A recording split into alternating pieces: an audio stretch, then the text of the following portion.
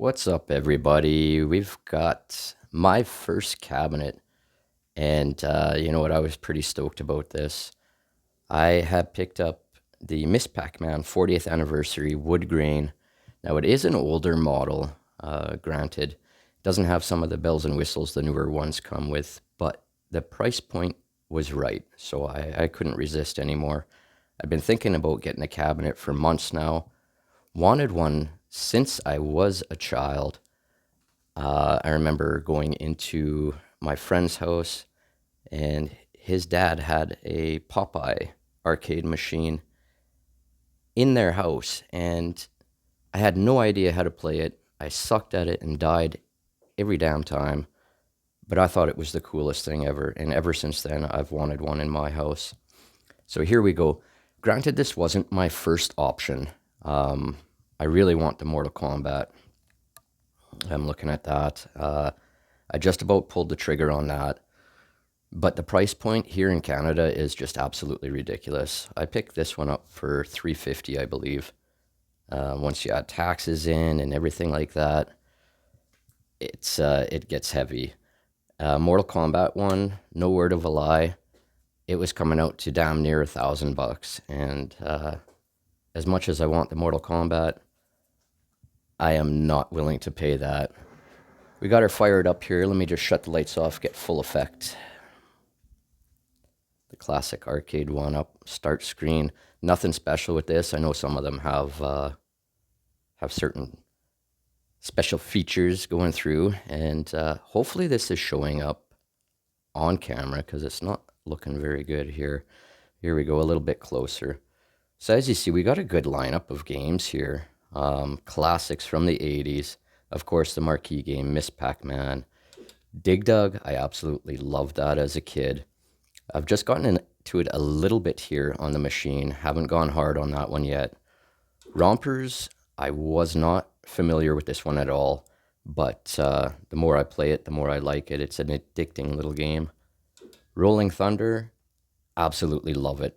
Rolling Thunder, usually Sundays, I is my hard gaming day, and I will pull the stool up and give Rolling Thunder a go. I have not finished it yet, but I've had a hell of a time in my time playing it and getting high scores and shit.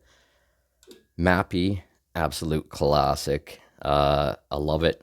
It gets me frustrated sometimes, but a lot of these games I just have to get better at.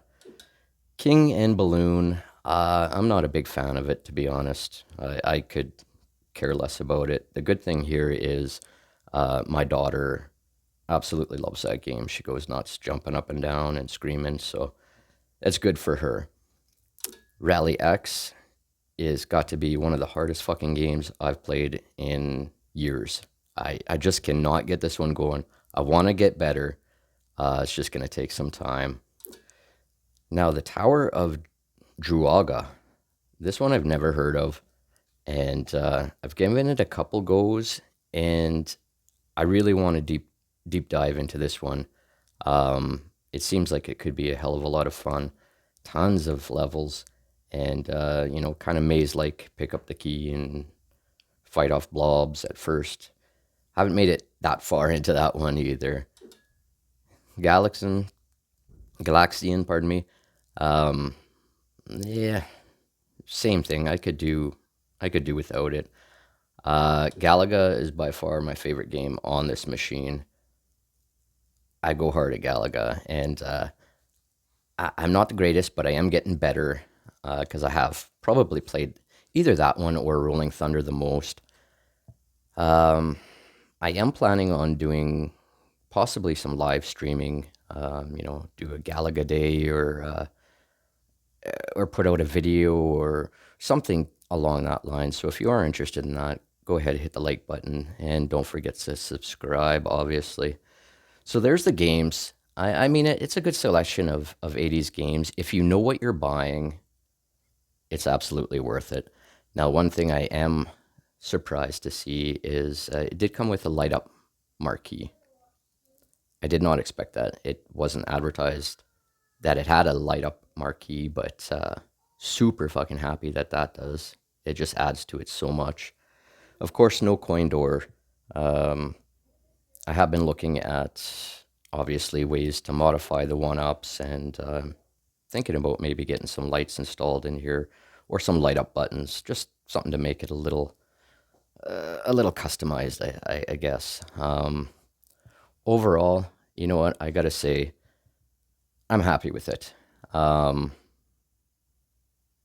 I do still find myself craving some other games, so I doubt this is going to be my last purchase, just the first, because, if you can pick these up, 350, 300, and you've been thinking about it at all, pull the trigger because it's good. A game like a cabinet like this, I've had friends over for UFC fight nights and pay-per-views and that, and a machine like this is awesome for in between fights because you don't have to devote a lot of time to any of the games.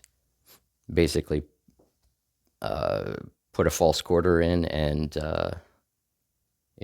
play for that 5, maybe 10 minutes max, and you're done in time for the next fight. So it is good.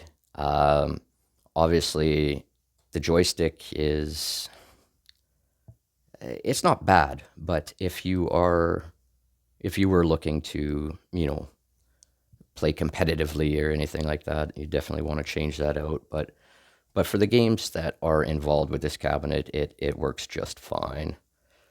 So overall, yeah, I'm happy. The price point was right, and I've got some classic arcade games going here now with my cabinet, very first one. And like I say, I am going to do some videos and some live streams in the future. Um,